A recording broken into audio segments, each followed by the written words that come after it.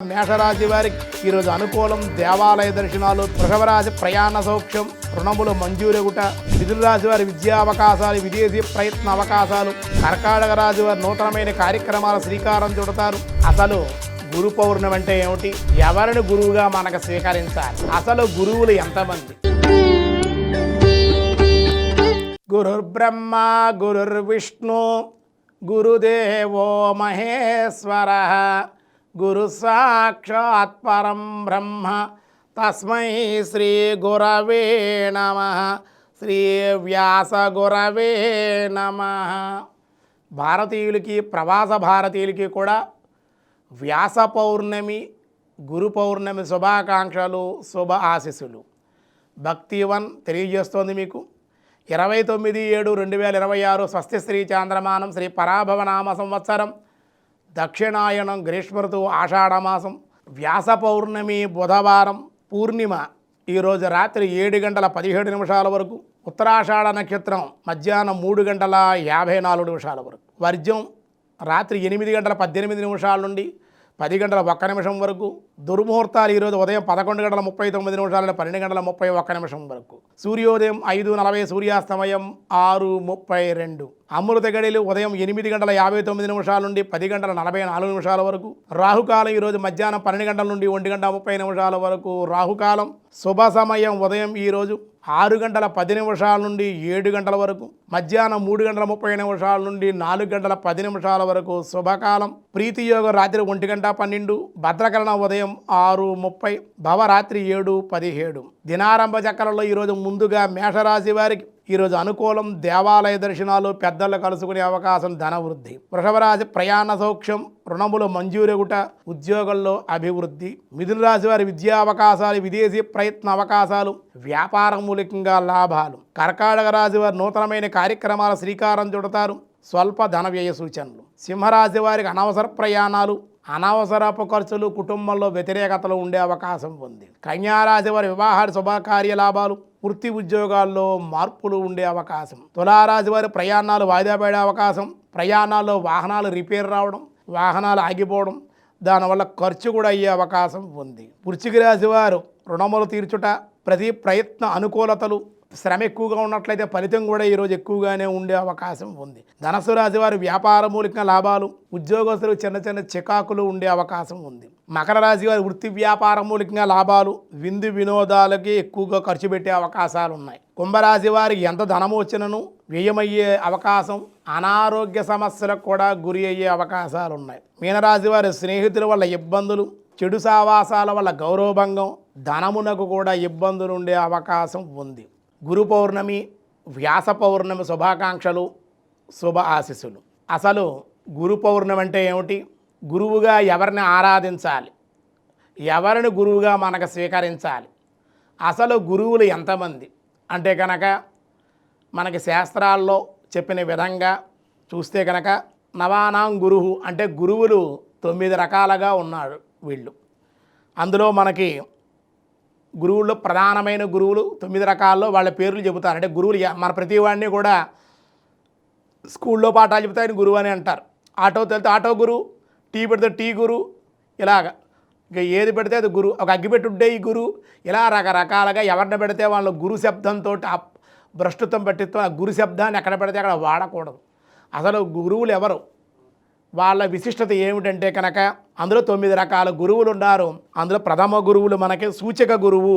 ఆయన అన్ని సూచిస్తూ ఉన్నాడు. ప్రకృతిలో లౌకిక పద్ధతులు తెలియజేసి వాటి ఫలితాలను కూడా గురువులు లక్షణాలన్నీ కూడా వివరించి చెప్పేటువంటి సూచక గురువు. ఈ విధంగా వెళ్ళి ఈ మార్గంలో వెళ్తే నీకు చాలా మంచిది అని చెప్పేటువంటి వాడు సూచక గురువు అన్నమాట.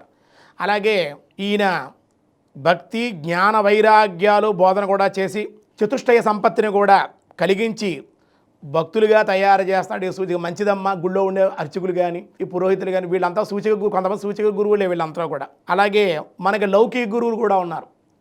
లౌకిక గురువు అంటే కనుక మనకు చాలామంది తెలుసు. చిన్నప్పటి నుంచే మనకి స్కూల్లో టీచర్లు అన్నమాట, ఉపాధ్యాయులు. వాళ్ళు లౌకిక గురువు. ఎందుకంటే మీరు చదివే చదువులన్నీ లౌకిక విద్యలు అన్నమాట. అంటే ఉద్యోగం కోసం, ఒక వ్యాపారం చేయడం కోసం, ఉద్యోగం చేయడం కోసమో, ధనాన్ని సంపాదించడం కోసము చదువుకునే విద్యని లౌకిక విద్య అంటారు. ఆ విద్య గురువు లౌకిక గురువు. ఆయనని మనం గురువుగా భావించడం, వ్యాసుడిగా భావించి పూజించవచ్చు, తప్పులేదు. కానీ ఆయన గురువు కాదు. అలాగే సూచక గురువు మామూలు గురువే. ఇంకా వేద గురువు మూడు ఆయన. ఈయన వేద గురువు వేద ఇతిహాస పురాణ ఇతిహాసాలన్నీ కూడా చదివి ధర్మ సూక్ష్మాలని ధర్మ మార్గాలని విశదీకరించి తాను ఆచరిస్తూ తన శిష్యులకి అందరి చేత కూడా ఆచరింపజేసేటువంటి గురువు వేద గురువు. వీళ్ళని వేద పండితులను కూడా అనొచ్చు అన్నమాట, వేద గురువులు అంటారు వీడు. అలాగే నిషిద్ధ గురువు. ఈ నిషిద్ధ గురువు సర్వ యంత్ర మంత్ర తంత్రాలు ఉపాసనలు చేయించి వాటి ధర్మాలను కూడా బోధిస్తారు వీళ్ళు, నిషిద్ధ గురువులు అంటారు. అలాగే కామ్యక గురువులు ధర్మదాతగా సప్తమ సాధనలు బోధిస్తాడు. త్యాగమూర్తులుగా భక్తులుగా తన శిష్యులు తయారు చేస్తారు వీళ్ళే కామ్యక గురువులు అంటారు. వీళ్ళు ధర్మదాతలుగా ఉంటారు. అలాగే 7 సాధనాల్లో వీళ్ళకి బోధిస్తారు. త్యాగమూర్తులుగా కూడా భక్తులుగా తన శిష్యుల్ని తయారు చేసే గురువును కామ్యక గురువు అంటారన్నమాట వీళ్ళు. ఇంకా బోధక గురువు వేదాంత గ్రంథాలు పరిచయం కలిగిస్తాడు, మనకు తెలియజేస్తూ ఉంటాడు, బోధక గురువు అంటారు. ఈయనేమో లౌకిక గురువు అనుకున్నాం. మళ్ళీ 6 రకాలైన గురువులు ఈ యొక్క బోధక గురువుల్లో రకరకాలు ఉన్నారు మళ్ళీ ఇందులో కూడా. అందులో వారిలో నాద గురువు. ఆ నాద గురువు గారు ఈయన స్వరము ఎప్పుడైతే శిష్యుని చేరుతుందో అప్పుడే అతను జ్ఞానవంతుడుగా మారుతాడు. కాబట్టి ఈయన నాద గురువు అంటారు. సంగీతం నేర్పించే గురువులందరూ నాద గురువులే వీళ్ళు. ఛాయానిధి గురువు అంటారు. ఈ ఛాయానిధి గురువు ఛాయానిధి అనే ఒక పక్షి ఉండేది అన్నమాట, ఉంటుంది ఇప్పుడు కూడా. దాని నీడ ఎవరిపైనా కూడా ఎవరిపై పడుతుందో వారు చక్రవర్తులు అవుతారట. ఈ గురువు అనుగ్రహం ఎవరిపై ప్రసరిస్తుందో వారు ఆధ్యాత్మిక చింతనాపరులు అవుతారు. ఇది విశేషమైనటువంటి గురువు. ఈయనే ఛాయానిధి గురువు అంటారన్నమాట. ఈయన తత్వదర్శనం కలుగుతుంది ఆయన వల్ల చెప్పారు. ఇంకా పరమ గురువు అంటారు. ఇతడు పరస్పర వేలాది శిష్యులను తన దివ్య స్పర్శతో భక్తి జ్ఞానాలను ప్రసాదిస్తాడు. ఈ విధంగా ఆయన ఆధ్యాత్మికమైన విద్యను బోధిస్తూ తయారు చేస్తూ భక్తి జ్ఞానాలు ప్రసాదిస్తాడు అన్నమాట. ఈయన కూడా చాలా విశేషమైన గురువు. ఇక చందన గురువు చందన వృక్షంలా అంటే గంధపు చెట్టు, చందన వృక్షంలా జ్ఞాన సుగంధాన్ని లోకాలకంతా కూడా పంచేస్తాడు ఈయన. అందుచేత ఈయన్ని చందన గురువు అన్నారు. క్రౌంచక గురువు అన్నారు. ఈ క్రౌంచక గురువు దూరంగా ఉండి కూడా తన గుడ్లను పొదగగలిగే శక్తి క్రౌంచక పక్షి ఉంటుందని చెబుతారు చాలామంది పెద్దలు. అదేవిధంగా క్రౌంచ గురువు కూడా దురాశ ఉన్నా తన శిష్యుల ప్రయోజనాన్ని చెయ్యాలి అని ఆయన ఏదో ఒక రకంగా శిష్యులు మారత దూరంగా ఉన్నా కానీ వాళ్ళకి ఏదో ప్రయోజనం చేయాలి, ఆయన డబ్బులు తీసుకుంటాడు, అవసరమైతే మనకి ఏమైనా కోరికలు ఉంటే గురుదక్షిణగా అడుగుతాడు, కానీ ప్రయోజకుల్ని చేస్తాడు ఈయన క్రౌంచక గురువు. ఇక వాచక గురువు ఈయన సాంఖ్య ఉపదేశాలని పరమాత్మ సత్యమని దేహం అశాశ్వతమని తెలియజేసే గమ్యాన్ని గుర్తు చేస్తాడు. అదే నువ్వు బతికేటప్పుడు బతుకు శాశ్వతం కాదురా, అజ్ఞానంలో ఉన్న జ్ఞానంగా ఉండు అని వాచికంగా మంచి ప్రవచనకర్తలు ఏమైనా కొంతమంది చెబుతూ ఉంటారా, వీళ్ళు వాచిక గురువులే. ఎందుకంటే వాచికంగా వాళ్ళకి జ్ఞానాన్ని కలిగిస్తూ భగవద్ గ్రంథాలవన్నీ కూడా తెలియజేస్తూ అందులో ఉండే మర్మాలను తెలియజేస్తూ ఏది మంచి మార్గం ఏది చెడ్డ మార్గం తెలియజేస్తూ చెడు మార్గంలో వెళ్లకుండా మంచి మార్గంలో వెళ్ళాలి అని మన గమ్యాన్ని మనకు తెలియజేసేటువంటి గురువులు వాచక గురువులు అన్నారు. ఇంకా గురువుల్లో మనకి 7వ ఆయన కారణ గురువు. ఈ కారణ గురువు గారు ఎలా ఉంటారంటే ఆసనాలు యమ నియమాలు చివరికి జీవ బ్రహ్మైక్య సంధానాన్ని కూడా బోధించి అద్వైత స్థితిని కలిగిస్తాడు ఈ యొక్క కారణ గురువు. ఈయన కారణ గురువు మన చాలా విశేషమైనటువంటి వాడు. ఆసనాలు యమ నియమాలు ఇవన్నీ ఉంటాయి, ఈ యోగాలకు సంబంధించినవన్నీ కూడా నేర్పి ఈయన జీవ బ్రహ్మైక సంధానాన్ని చేసి అద్వైత స్థితిని కలిగించేటువంటి గురువు కనుక ఈయన కారణ గురువు అన్నారన్నమాట. విశేషమైనటువంటి వాడు ఈయన. ఇక నిజ గురువు అన్నారు. ఈ నిజ గురువు ఎలా ఉంటారంటే ఈయన పరిపూర్ణతను చూపించి జన్మరాహిత్యాన్ని చేసేటువంటి గురువుగా ఈయన మనం చెప్పవచ్చు. మన జన్మని రాహిత్యం చేసి జ్ఞాన మార్గంలో ప్రవేశపెట్టేటువంటి గురువే నిజమైన గురువు, ఆధ్యాత్మిక గురువు. మన అజ్ఞానంలో ఉంటాం కాబట్టి మన అజ్ఞానాన్ని తొలగించి జ్ఞానాన్ని కలిగించేటువంటి గురువు మనకి నిజమైన గురువు ఆయన అన్నమాట. ఎవరిని పెడితే వాళ్ళ గురువు అని గురువుల్లో ఇన్ని రకాలు ఉన్నాయని గురువుల యొక్క విశిష్టత అంతా కూడా ఈ వ్యాస పౌర్ణమి రోజు చూసే మన వాళ్ళ బాబాలని వాళ్ళని స్వామీజీల్ని అలా ఆరాధించకూడదు. మనకి వ్యాసుడే గురువు. ఎందుకు వ్యాసుడు గురువు? వ్యాసుడు అష్టాదశ పురాణాలు ఏమంటే మహాభారతాన్ని, భగవద్గీత, భాగవత గ్రంథాలు ఇలా ఎన్నో మనకు వ్యాసులు వారు మనకు ఎన్నో అందించారన్నమాట. కనుక వ్యాసో నారాయణో హరిహి, నారాయణుడే గురువుగా, లోకల్లో గురువు లేకపోతే నా గురువు లేడు అని ఎవరైనా ఏడుస్తే బాధపడితే ఆయనే గురువుగా వస్తారు. అలా వచ్చినటువంటి వాడు వ్యాస మహర్షి. కృష్ణద్వైపాయనుడు అంటారు. ఒక ద్వీపంలో వెలిశాడు, నల్లటి ద్వీపంలో. నల్లటి ద్వీపంలో వెలిసి నల్లగా ఉన్నాడు కాబట్టి, కృష్ణవర్ణంలో నలుపు రంగులో ఉన్నాడు కాబట్టి కృష్ణద్వైపాయనుడు అన్నారు. కాబట్టి వ్యాస అనేది ఒక శక్తి మనకు బిరుదు లాంటిది. అష్టాదశ పురాణాలని ఇవన్నీ రచించాడు కాబట్టి వ్యాసుడు అయ్యాడు. కాబట్టి వ్యాసో నారాయణ హరిహి, కనుక గురువు వ్యాసుడే. ఒకవేళ మీరు ఏ గురువుని ఆరాధించినప్పటికీ వ్యాస పౌర్ణమి రోజుని వ్యాసపీఠాన్ని ఇలా ఉంటుందన్నమాట. ఆ పీఠాన్ని చక్కగా మనం ఇలా ఏర్పాటు చేసే గ్రంథాలన్నీ కూడా భారతం, రామాయణ, భారత గ్రంథం అన్ని గ్రంథాలు కూడా వ్యాసపీఠ మీద పెట్టి పసుపు రాజు బొట్లు పెట్టి పూజ చేసుకోవాలి. ఆ రోజు చేసుకుని వ్యాసుని స్మరించాలి. వ్యాసపీఠాన్ని ఆరాధిస్తే వ్యాసుడు అనుగ్రహం జరుగుతుంది. వ్యాసుడు మనకి అష్టాదశ పురాణాలు, విష్ణు సహస్రనామాలు ఇవన్నీ ఇచ్చారు కాబట్టి ఆ పారాయణలు అవన్నీ కూడా చేసుకోవడం, చదివి ఆ వ్యాసులు వారి యొక్క గురువుగా మనకు ఉన్నాడు కాబట్టి ఆయన తలుచుకోవడం వల్ల మనకి విశేషమైన శక్తి. ఆయన ఏమంటారంటే ఇంకా అండి, వసనాద్ వాసుదేవస్య వసితం భువనత్రయం సర్వభూత నివాసస్తోసి వాసుదేవ నమోస్తుతే. సర్వము కూడా పరమాత్మ ఈ భువనత్రయంలో వసనాత్ వాసుదేవస్య వసితం, భువనత్రయం వసించున్న పరమాత్మ నిండి నిమిడీకృతమై ఉన్నాడయ్యా.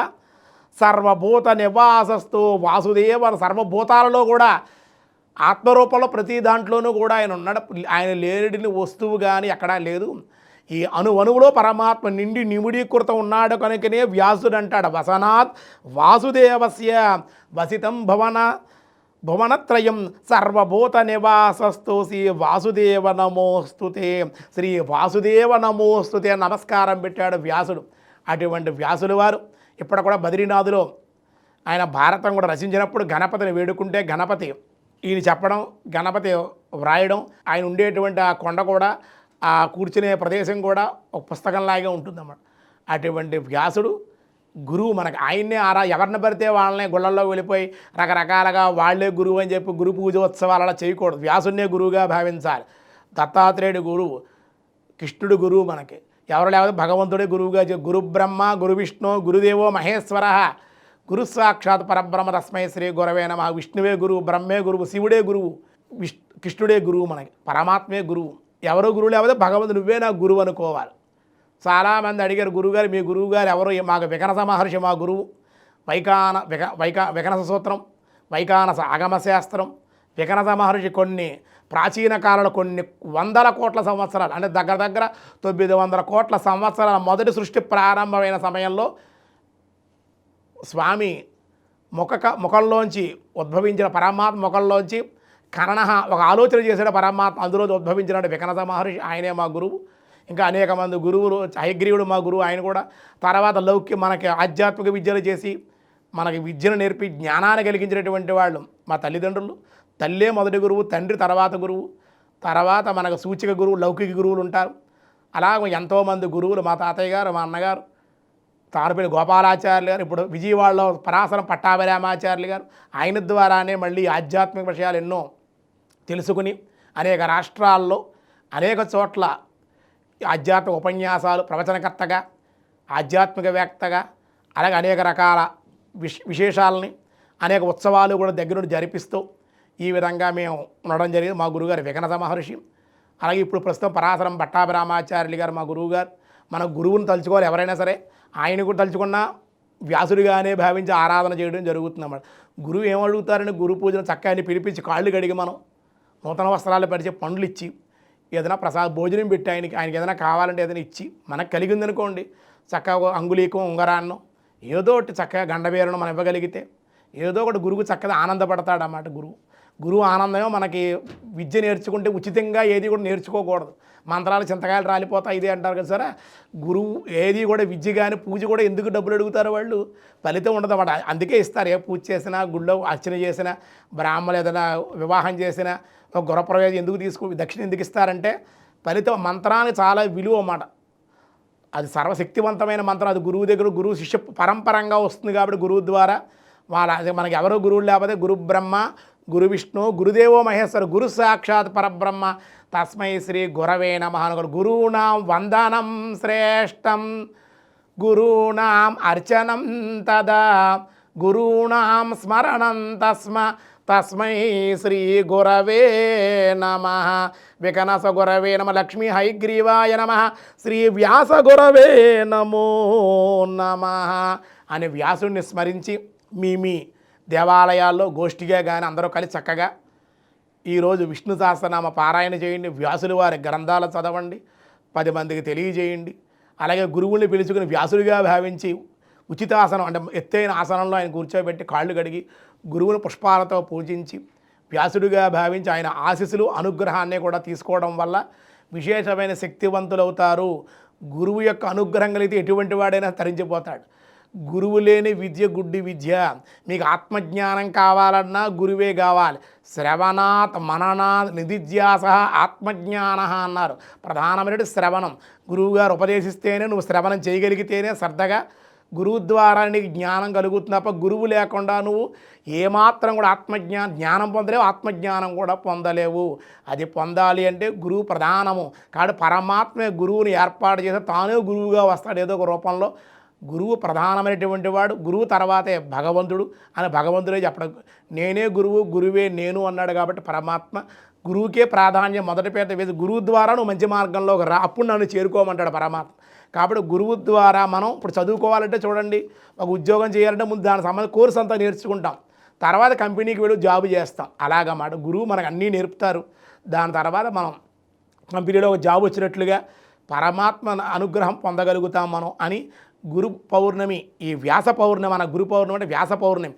వ్యాస పౌర్ణమి సందర్భంగా తెలుగు భక్తి వన్న ప్రేక్షకులు భారతీయులకి, ప్రవాస భారతీయులకి కూడా వ్యాసుడి యొక్క అనుగ్రహం మీ అందరికీ కలగాలని మనస్ఫూర్తిగా కోరుకుంటూ, మీరందరూ కూడా ఆయురారోగ్య ఐశ్వర్యాలతోటి భక్తి జ్ఞానాలతో తొలతూగుతూ ఉండాలి అని మనస్ఫూర్తిగా కోరుకుంటూ ఉన్నాను.